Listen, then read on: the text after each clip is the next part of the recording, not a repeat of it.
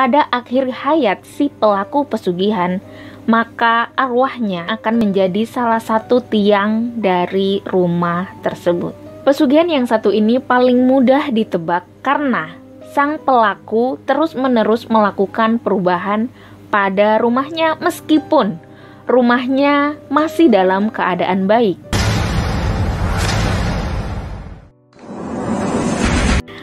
Halo guys, Assalamualaikum warahmatullahi wabarakatuh. Terima kasih banyak sudah klik video ini. Sebelum lanjut, kalau video ini merupakan video pertama yang kamu tonton di channel aku, selamat datang. Tiap minggu aku upload video tentang misteri, konspirasi, dan berbagai peristiwa kriminal. So, kalau kamu suka dengan topik-topiknya, please banget bantu aku dengan cara subscribe dan nyalain notifikasinya supaya kamu tahu kalau aku upload video baru. Oke, sorry banget, akhirnya setelah mungkin hampir sebulan aku baru upload lagi. Jadi setiap hari aku berpikir untuk bikin konten-konten baru, tapi banyak sekali masalah-masalah dan saya masih lemah dalam manajemen waktu. Jadi saya baru upload kali ini. So, semakin hari aku tuh lihat semakin banyak yang subscribe dan itu membuat aku tuh merasa bahagia banget kalau ada yang subscribe dan merasa punya hutang untuk terus mengupload. So, kalau kamu pingin aku upload terus, please banget bantu aku dengan dukungan kalian dengan cara subscribe ya. Oke, langsung saja kita ke ceritanya. Seperti pepatah banyak jalan menuju Roma, manusia bisa mengambil banyak cara untuk sampai di tujuan, termasuk memanfaatkan kekuatan alam mistis lewat pesugihan. Iya, betul sekali. Kali ini kita bakal bahas lebih detail tentang pesugihan kandang bubrah. Berbeda dengan banyak pesugihan lain, pesugihan yang satu ini diklaim sebagai pesugihan ilmu putih. Kalau pesugihan-pesugihan yang lain dianggap sebagai pesugihan aliran ilmu hitam, kandang bubrah ini dianggap sebagai pesugihan ilmu putih. Meski kata pesugihan secara umum dikonotasikan sebagai perbuatan negatif karena menyekutukan Tuhan, namun ternyata pada saat saya searching materi ini, ternyata banyak sekali jasa-jasa atau layanan untuk pesugihan kandang bubrah. Jadi banyak orang, bahkan dia berpeci, berkopiah, menawarkan jasa kandang bubrah dengan landasan bahwa kandang bubrah itu dibolehkan karena termasuk pesugihan ilmu putih. Nah, yang menjadi menarik adalah, benarkah ada pesugihan ilmu putih? Mengapa kandang bubrah dimasukkan atau digolongkan dalam pesugihan ilmu putih? Lalu bagaimana sebenarnya pandangan agama memandang tentang pesugihan ilmu putih? So, kalau kalian mau tahu jawabannya, please banget tonton video ini sampai selesai.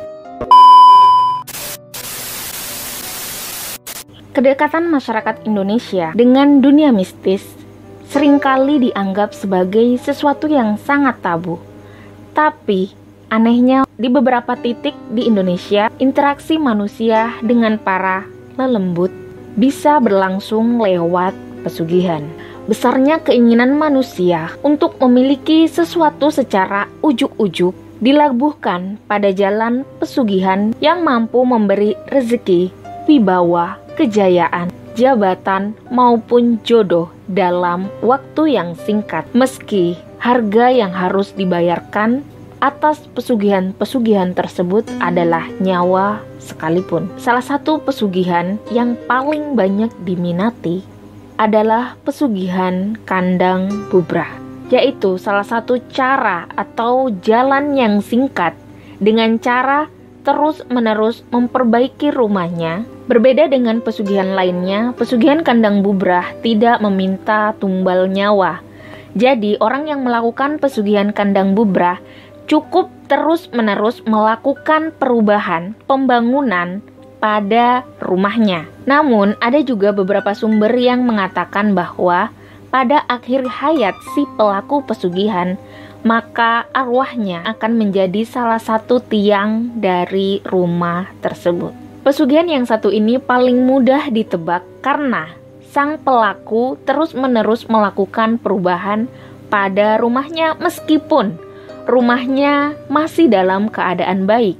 Nah, karena kandang bubrah ini tidak meminta tumbal nyawa seperti pesugihan-pesugihan yang lainnya, maka pesugihan ini banyak diyakini oleh masyarakat umum bahwa pesugihan yang satu ini merupakan pesugihan ilmu putih.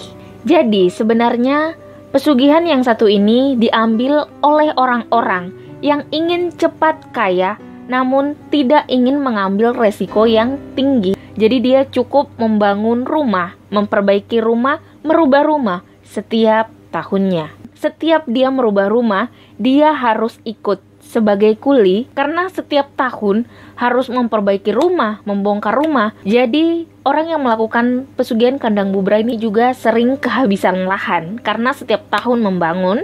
Maka banyak di antara mereka yang terpaksa harus membongkar rumahnya meskipun rumah itu masih bagus, mulus, dan lain sebagainya. Satu lagi, merenovasi bagian samping rumah adalah sebuah pantangan.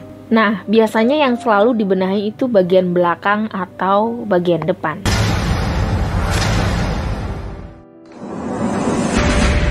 Nah, ini nih yang berbeda dari pesugihan kandang bubra dibandingkan dengan pesugihan yang lainnya. Pesugihan kandang bubra ini banyak diklaim oleh orang-orang yang melakukannya bahwa keharusan merenovasi rumah terus-menerus setiap tahun tidak semata-mata untuk menambah pundi-pundi keuangan, melainkan diklaim sebagai lambang pengembangan diri dari orang yang melakukan pesugihan tersebut. Mengapa? Karena dengan melakukan renovasi rumah secara rutin, maka mengajarkan pada orang tersebut atau sang pelaku pesugihan untuk memiliki semangat atau spirit pembangunan. Dalam arti, siapa saja yang mempunyai semangat dan tujuan, dipastikan kehidupannya semakin lama akan semakin sejahtera. Selain itu, pesugihan ini juga mengharuskan nih tidak hanya membongkar rumah, tapi tidak boleh juga merubah dalam bentuk yang sama dengan sebelum-sebelumnya. Jadi, pesugihan ini tuh diklaim bahwa orang yang melakukan pesugihan ini harus kreatif dan inovatif gitu. Karena nggak boleh sama dengan yang sebelum-sebelumnya. Jadi, bagaimana menurut Anda? Apakah Anda sepakat dengan teori ini? Komen di bawah. Terkait pesugihan yang satu ini, karena diklaim sebagai pesugihan ilmu putih yang secara tidak langsung ingin mengatakan bahwa pesugihan ilmu putih ini bisa loh. Nah, oleh karena itu banyak juga orang-orang yang berpendapat bahwa pesugihan kandang bubra itu jauh lebih berbahaya daripada pesugihan-pesugihan yang lainnya karena pesugihan ini memiliki klaim sebagai pesugihan ilmu putih yang bagi orang awam atau orang yang tidak memiliki iman yang cukup kuat atau pemahaman yang cukup, mereka akan terjerumus dalam pesugihan yang satu ini karena selain tidak memberikan tumbal nyawa juga memiliki embel-embel pesugihan ilmu putih yang dalam arti lain dibolehkan. Karena berkembangnya klaim pesugihan ilmu putih ini yang secara tidak langsung ingin mengatakan bahwa pesugihan ilmu putih itu dibolehkan, makanya ada juga beberapa orang yang berpendapat bahwa pesugihan ilmu putih ini justru lebih berbahaya karena diklaim sebagai pesugihan ilmu putih. Bagi orang yang tidak cukup ilmu, yang tidak cukup iman, bisa saja tergoda dengan mudah. Nah, ada juga nih pihak-pihak yang kontra terhadap pesugihan kandang bubra.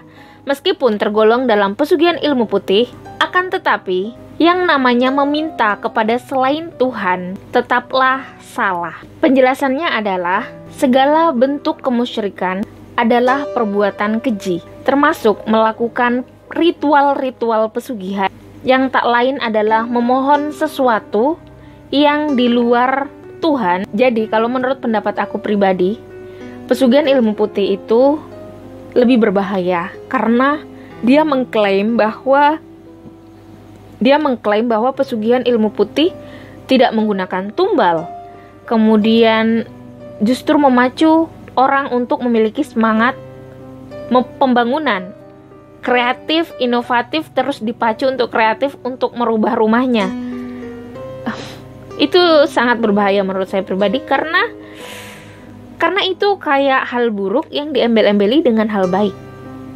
Padahal meskipun caranya baik, tapi kita mau meminta sesuatu kepada selain Tuhan itu musyrik dan ini sangat berbahaya. Karena orang yang tidak kuat iman, tidak kuat ilmu, sangat mudah tergiur dengan pesugihan yang satu ini. So kalau aku pribadi sih tetap tidak boleh, tapi apa pendapat kalian? Atau mungkin saya kurang luas memandang materi ini? Ada kemungkinan-kemungkinan atau penjelasan-penjelasan lain? Bisa banget komen di bawah. Terima kasih sudah mampir di video ini. Jadi aku punya banyak sekali video-video tentang pesugihan. Ada video pesugihan tuyul, ada juga pengakuan di situ. Kalian bisa lihat di sini. Sekali lagi terima kasih sudah nonton video ini sampai selesai. Kita bisa berteman di Instagram di Jumina Najah. Sekali lagi mohon dukungannya untuk subscribe dan nyalain notifikasinya supaya kamu tahu kalau aku upload video baru. Thank you, see you and goodbye.